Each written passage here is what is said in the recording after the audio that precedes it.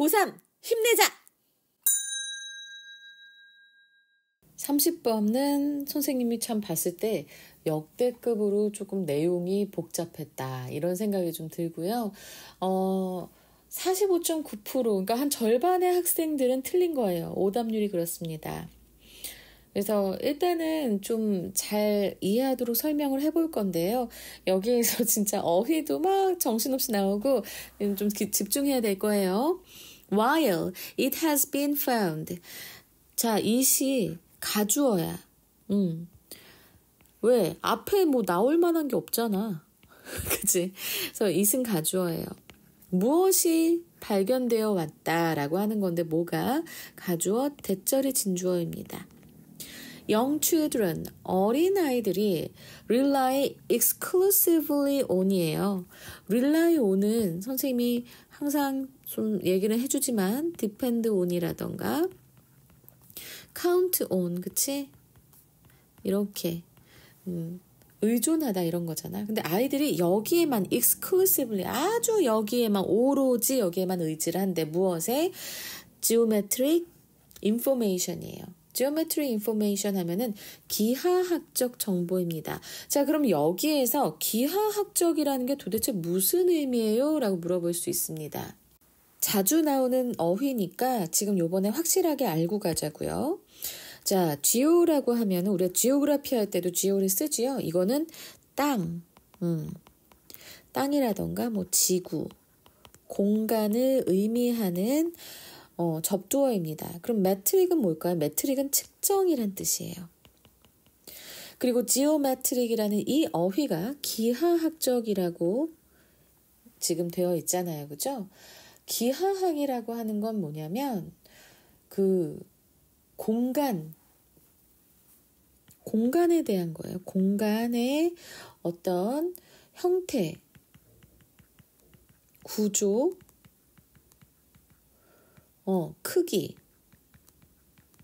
방향 이런 것과 같은 공간의 기본적 속성 이런 것을 가리키는 것이 바로 기하학입니다. 그래서 기하학적 정보다 그러면은 이제 그 공간의 뭐 형태, 구조, 크기, 방향 이런 걸 얘기하는 게 되겠죠. 그죠? 근데 이제 어린아이들이 to determine the location of an object hidden in a small enclosure라고 했는데 enclosure라고 하면은요 close잖아, 닫힌이란 뜻이에요. 그리고 그 안에 있다, 닫혀진 곳에 안에 있다. 그래서 에워싸인 장소 정도 됩니다. enclosure. 근데 그런 작은 에워싸인 장소에 숨겨져 있는 object. 자, 여기서 object하고 hidden 사이에는 이제 주격관계 대명사 플러스 which 그 비동사가 생략되어 있을 거예요. 그래서 which is가 된 거야. 그래서 pp구가 온 거야. 작은 에워싸인 장소에 숨겨져 있는 물체의 위치를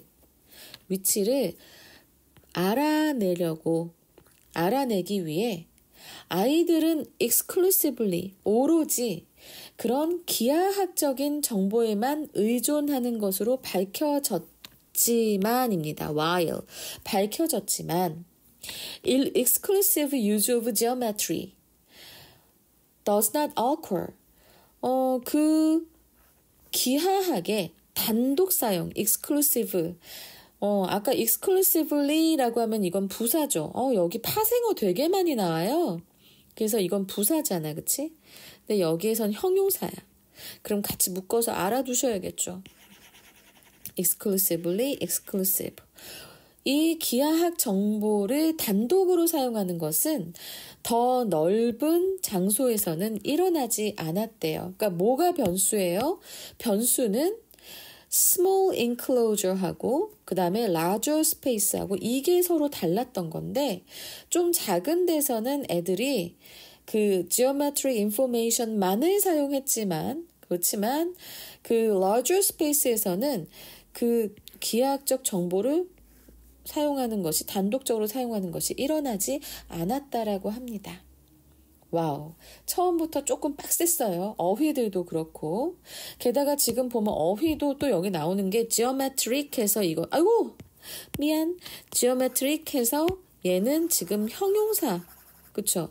이 뒤에 인포메이션이 나오면서 형용사인데, geometry라고 하면은, 자, 이건 기하학이라는 명사입니다. 지금 파생어의 향연이에요, 여러분. 그래서 파생어도, 어휘도 암기해 주시면서 어휘 꼭 챙겨 가셔야 될 것 같습니다. 이번에는. 그러면서 지금 이제 우리가 기하학이라는 것도 이제 확실하게 알았어. Although, 비록 in a small room, 작은 방에서는 children failed to incorporate information about non-geometric features. 그리고 예를 들어서 a blue wall, 파란색 벽과 같은 그런 non-geometric이에요. 아이고, 자 이렇게 되면은 geometry 하고 non-geometric, non이 앞에 붙었으니까 기하학이 아닌 특징 이렇게 될 수 있겠네요. 그렇죠? 파란색 벽과 같은 기하학적이 아닌 특징들에 대해서 아이들은 대한 정보를 기하학적이 아닌 정보를 포함시키는 것은 실패를 해요. 아이들은. 그러니까 파란색 벽 같은, 그러니까 비기하학적이라고 하면은 자 이건 뭐냐면 공간적인 특징과 완전 관련이 없는 거야. 그러니까 공간적인 특징이 바로 앞에서 얘기했던 공간의 형태라던가 구조라던가 크기, 방향 이런 거였는데 이런 것과는 관련이 안 되는 뭐 색상이라던가 뭐 온도라던가 이런 거는 non-geometric이 되는 겁니다. 작은 방에서 아이들은 무조건 기하학적인 정보만을 쓴다고 했어요. 근데 애들이 작은 방에서 비기하학적 특징을 포함시키는 데는 실패는 했어요. 그렇지만 they use both type of information. 두 종류라고 하면은 아까 방금 전에 얘기했던 non-geometric information하고 geometric information하고 이 두 가지 종류의 information을 더 큰 방에서는 사용할 수 있었다라는 겁니다. 그러니까 방의 크기가 지금 뭔가 문제가 있었던 거예요. 뭐 변수였던 거예요. 근데 참 이거 신기하다라고 우리가 생각을 하면서 왜 그랬을까 하면서 한번 보세요. These findings, 이러한 연구 결과는 보여줍니다. 뭘 보여주냐면 geometric and non-geometric information, 기하학적 그리고 비기하학적인 정보는 may be combined, 바로 결합될 수 있다고, 수동태죠. in a weighted fashion, 가중된 방식으로 해요. 그러면 가중됐다는 게 무슨 의미인가 지금 좀 궁금할 수 있잖아요. 가중치가 더 두어진이란 의미예요. 그러니까 이게 무슨 소리냐면 기하학적 방법이 있고 비기하학적인 정보가 있잖아. 그치? 근데 이게 이 요소들이 이러한 정보들이 동일한 양으로 결합된 것이 아니라 어느 한쪽이 더 많이, 더 중요하게 결합이 된다는 거예요. 어쩔 때는 기하학적인 정보가 더 많이, 어쩔 때는 비기하학적인 정보가 더 많이, 이런 방식으로 결합될 수 있다는 것을 보여주는 겁니다. 이 앞에 발견들이. Geometry may be privileged. 자, privileged라는 단어가 또 나오네요. 앞에 문항에서도 나왔었지요.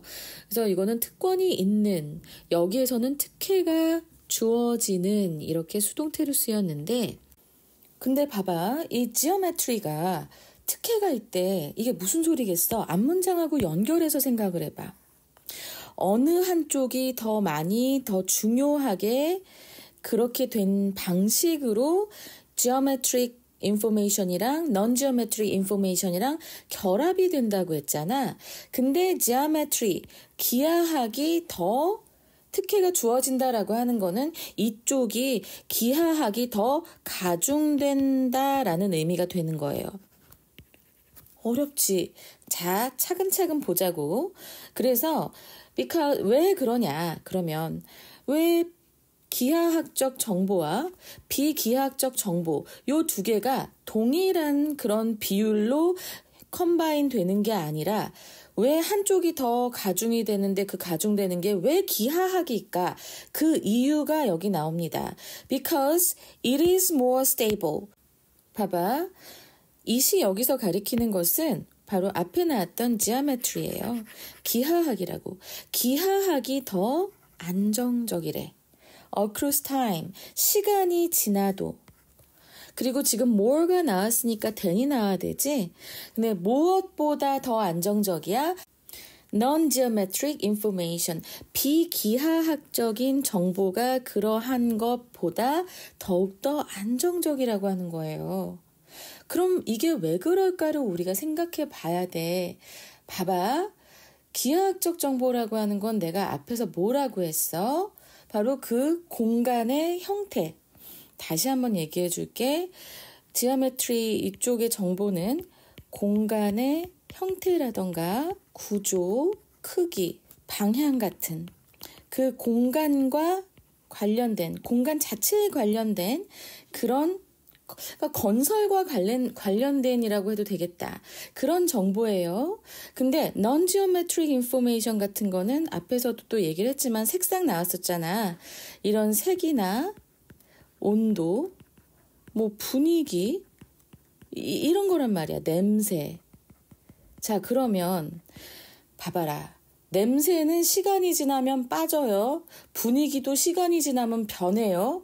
온도도 시간이 지나면 변하고 색은 비교적 우리가 쉽게 바꿀 수 있어요. 페인트를 칠한다던가 어떤 다른 색깔의 커튼을 단다던가 하는 식으로. 그렇죠? 하지만 이 geometric information, geometry 요 기하학은 더 안정적일 수밖에 없습니다. 공간의 형태, 구조, 크기, 방향은 우리가 바꾸기가 참 많이 힘들죠. 시간이 지나도 계속 쭉 있는 거란 말이야. 그래서 이 지오메트리가 훨씬 더 weighted, 가중된 그런 방식으로 해서 이 geometric information과 non-geometric information이 결합이 되는 겁니다. 선생님 사실은 이 부분 지금 한 5번째 수업하거든요. 너무 힘들었어. 사실은 어제 하다가 하나 몰라. 좀 더 쉽게 설명을 하고 싶은데 정말 아나 몰라 이러고 그냥 뛰쳐나갔어. 미칠 것 같더라고. 그래서 5번째 수업을 그 다음날 하는데 이제 좀 내가 수업을 잘할 수 있을 것 같아. 여러분 어떤 과목에서 너무 막히고 잘 안 외워지고 이해가 잘 안 되잖아요. 일단 다른 과목으로 넘어가세요. 일단 뛰쳐나가세요. 잠을 자도 좋아요. 그러면 조금 그 다음에 다시 돌아왔을 때 더 잘 이해가 되는 경우가 있는데 내가 지금 그렇습니다. 그냥 나 영어만 설명해도 돼. 영어 내용만 설명해도 되는데 내 성질이 그게 안 돼. 이게 애들이 이해가 돼야 된다. 라는 생각으로 끝까지 파고듭니다. 그러다 보면 내가 미쳐. 그래서 어제는 정말 나 몰라. 그리고 뛰쳐나가 버렸어. 근데 지금은 안 그래서 정말 다행입니다. 기분이 너무 좋네. 자, 그래서 여기서 이게 해결되잖아. 그 다음에 또 되게 어려운 문장 나온다. 어려운 개념들이 또 나와요. 봐봐. 봐봐 여기 non-geometric landmark information 그죠? 돌 것 같았어 아까 어제. 자 봐봐 whether or not이라고 하면은 뭐뭐인지 아닌지의 여부는 이란 뜻입니다. 하지만 뭐뭐의 여부 이것까지 갈 필요 없고요. 그냥 뭐뭐 하는지 아닌지는 이렇게 해석이 가능하죠. 정말 중요한 부분은 이 부분이에요.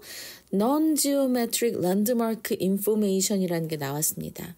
우리가 앞에서 geometric information하고 non-geometric information하고 그것의 차이점은 알아뒀어요. 그죠? 근데 갑자기 여기에 갑툭튀로 랜드마크가 끼어 들어갔습니다. 그럼 이거 이제 우리가 어떻게 해야 되는가를 이제 생각을 할 때 봐봐. 위에서 얘기했습니다. geometric information이라고 하면은 공간의 형태, 구조, 크기, 방향 이런 것을 얘기하는 거고 그 다음에 non-geometric information이라고 하면 이거는 색, 온도, 분위기, 냄새였어요. 그지? 근데 여기에 랜드마크가 들어갔어. 자, 그러면 우리는 랜드마크의 의미를 좀 먼저 알아둘 필요가 있는 것 같아. 랜드마크는 뭐냐면 원래의 의미는 물리적 혹은 개념적으로 눈에 띄는 거예요. 눈에 확 띕니다. 근데 이제 이게 우리가 그 지리적인 그런 상황에서 랜드마크를 사용하는 이거는 이제 사람들이 위치를 식별하거나 위치를 이제 알아내거나 아니면 방향을 찾는데 도움이 되는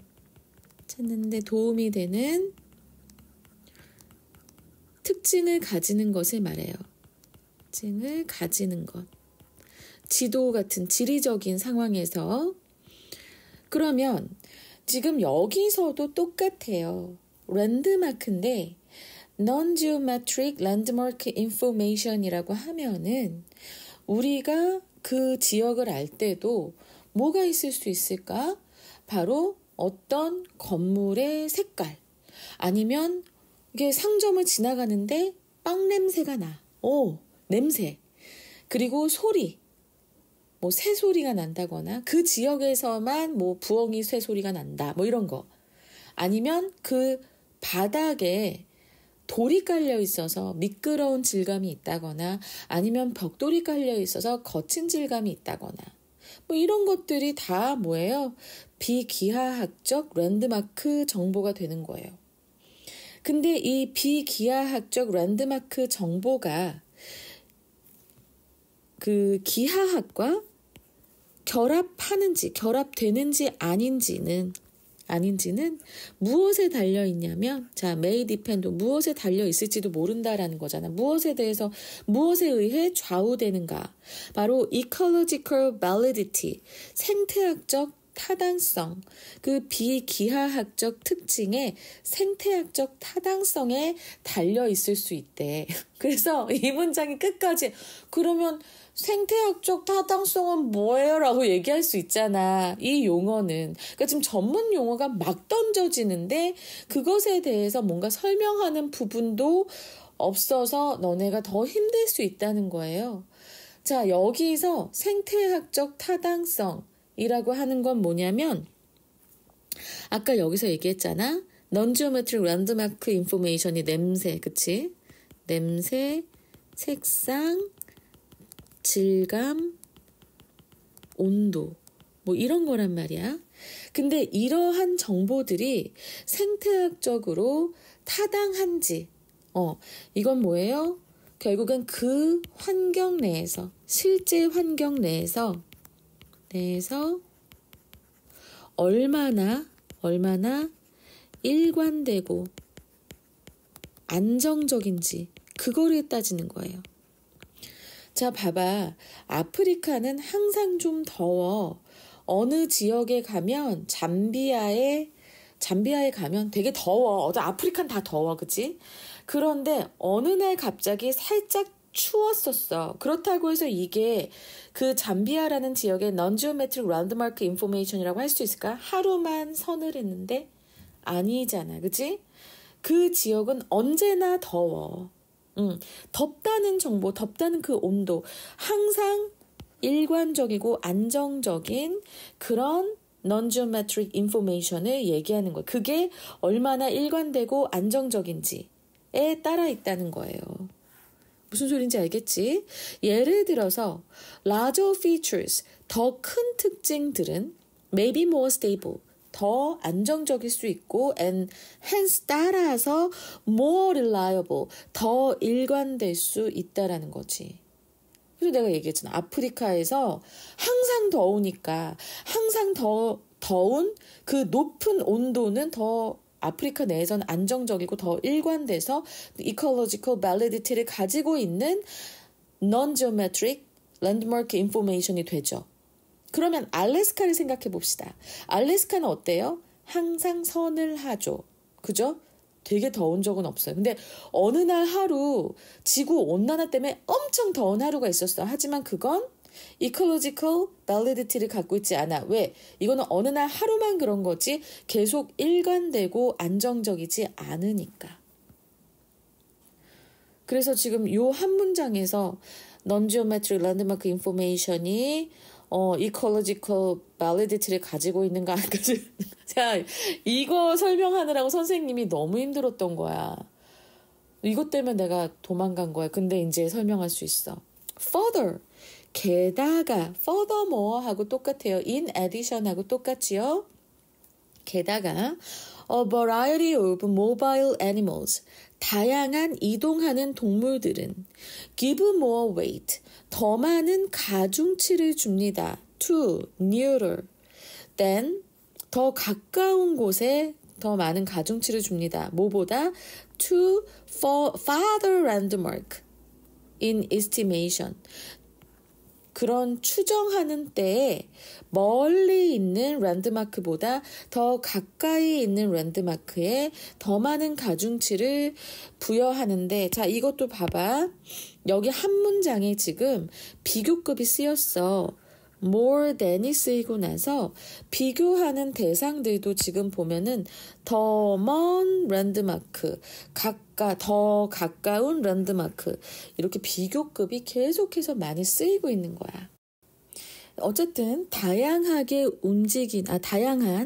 움직이는 동물들은 추정을 할 때, 거리 추정을 하거나 어디를 막 찾아가거나 할 때, 그때 더 멀리 있는 랜드마크보다는 가까이 있는 랜드마크에 더 많은 가중치를 부여한다라고 했는데 더 중요하게 생각한다라는 겁니다. 결국에는. 이거 뭐 이렇게 말을 어렵게 하는지 모르겠어. 더 중요하게 생각한대요. 멀리 있는 랜드마크보다는 가까이 있는 랜드마크래. 자, 여러분 생각해봐요. 본인이 있는 곳에서 가까운 곳에 롯데타워가 있으면 그걸 하겠지만 롯데타워가 저 멀리 보인다고 생각을 해봐. 근데 내가 지금 있는 공간에서 지금 자신의 뭐 학원을 찾아간다거나 약국을 찾아간다거나 병원을 찾아가야 돼. 근데 저 멀리 롯데타워가 보여. 그걸 우리가 랜드마크로 사용해서 그걸 보고 내가 병원을 가려면, 약국을 가려면, 학원을 가려면 어느 방향으로 가야겠다라는 거 우리가 하겠니? 아니, 전혀 그러지 않을 거야. 오히려 가까이에 있는 무슨 동 사거리라던가, 그치? 가까이에 있는 랜드마크 정보를 더 우리가 중요하게 생각하겠지. 그 얘기를 하고 있는 거예요. 그리고 지금 이런 상황은 이렇게 우리가 가까이 있는 랜드마크를 더 중요하게 생각하는 이런 상황은 하고 지금 콤마가 여기 있잖아. 그치? 지금 그 다음에 원래는 분사구문인데 근데 지금 빙이 생략되고 형용사만 남아있는 상태예요. 문법적인 건 나중에 얘기하고 어쨌든 그런 상황은 일치한다고 했습니다. consistent with, 일치하다라는 뜻이죠.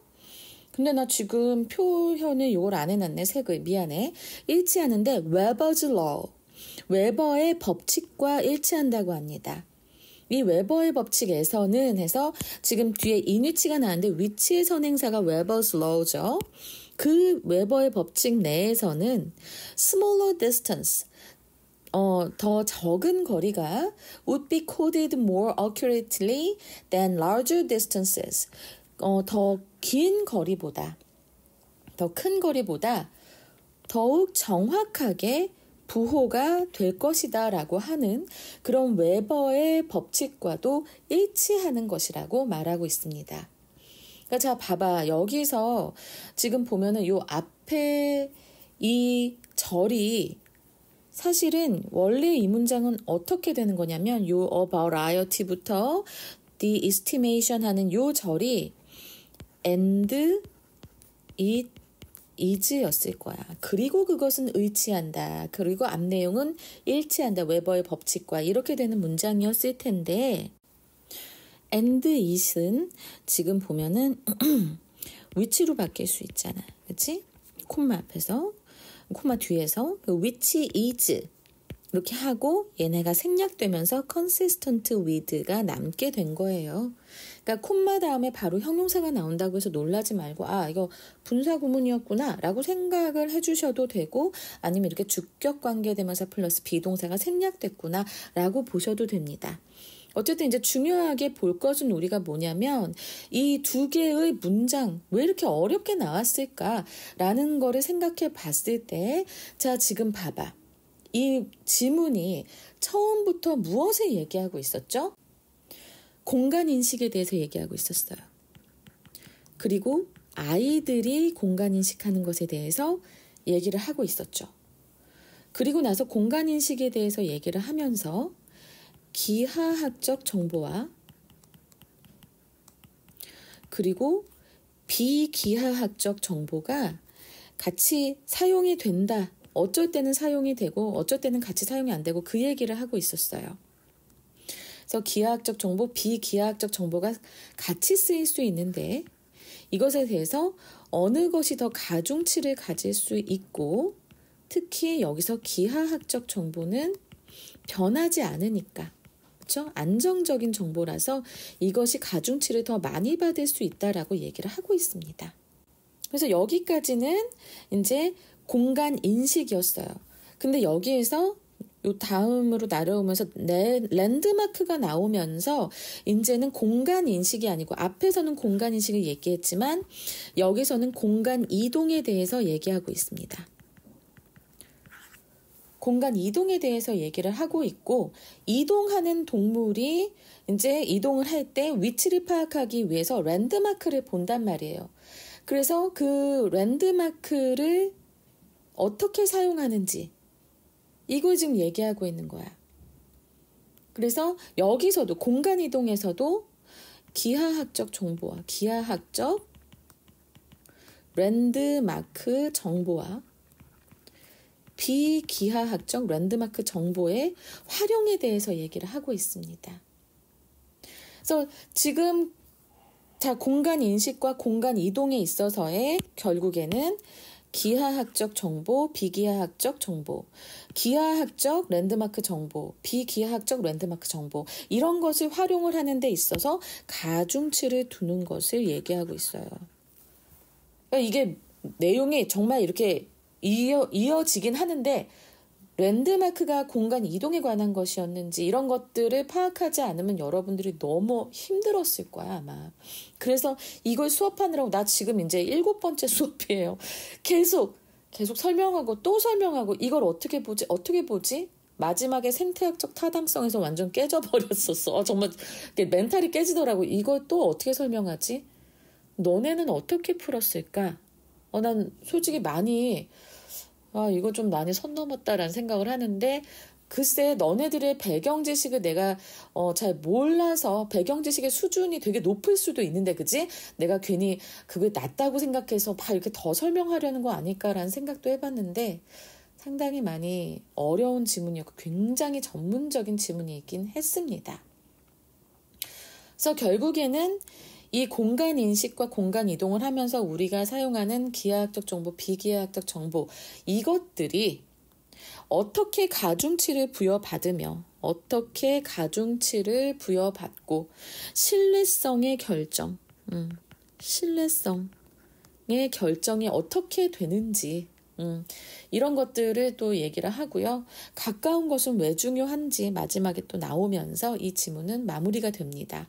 하지만 여러분은 상당히 어려웠을 거라는 거 정말 이해합니다. 그리고 이것은 내신으로 변형돼서 나오는 순간 정말 엄청나게 어려운 내용이 될 수도 있습니다. 일단은 일치, 불일치로 나올 수 있고요.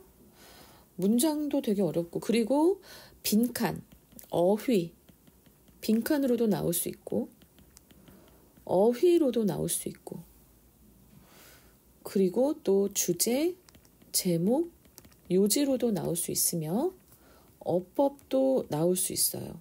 그 다음에 선생님은 여기 did find things 하는 부분 있잖아. 이 부분이 문장의 위치로도 충분히 나올 수 있다라고 보입니다. 선생님이 수업하면서 이렇게 이 노란색 칸을 넘어가면서까지 문제가 이렇게 계속 나올 수 있어요 라고 하는 건 이번이 처음인 것 같네. 일단은 우리 주제로 나올 수 있는 거 보겠습니다. 어린이들과 이동하는 동물들은 공간을 인식하고 이동할 때 기하학적 정보와 비기하학적 정보를 상황에 따라 가중된 방식으로 결합하며 이러한 정보의 사용은 기하학적 특성의 안정성과 비기하학적 특성의 생태학적 타당성에 의해 영향을 받는다. 여러분, 이거 정말 되게 중요해. 이 주제문 잘 좀 적어두시고요. 이 주제문만으로도 이 글 하나를 다 알 수 있어. 선생님 진짜 고3 3월 모의고사 30번 2024년 안 잊어버릴 것 같아. 고3 3월 30번. 너무했네. 굉장히 어려운 지문이었어요. 어쨌든 내가 너무 이쪽에 무지했나? 하지만 여러분들도 이거 정말 잘 이해하시고 들을 만한 수업이었다고 생각해요. 저는 정말 제 수업의 역사의 한 획을 그었다고 생각합니다. 이번 질문 진짜 만만치 않았네요. 내신으로 나오면 더 힘들까봐 많이 걱정됩니다. 여러분 꼭 이해 잘 하시고 해석 잘 하시고 넘어가시기 바랍니다. 알겠죠?